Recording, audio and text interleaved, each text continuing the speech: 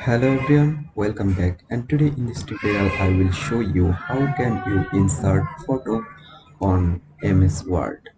In this tutorial I will show you that how can you add or how can you insert photo or wallpaper or image on your MS Word. It's pretty much easy and simple.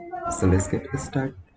First you open like this, and after that you get an option here. You can see insert, so just select this insert, and after that you get a option picture. There you can see, just tap on this picture, and after that if you want to add image from a stock or your own drive, or if you want to add a photo from your laptop memory, so just select this device, and then you can select your photo from your gallery or from your desktop. I select this photo and then open it.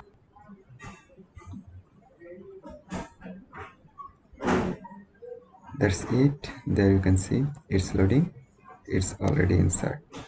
You can resize it like that, a small, long, at your own wish.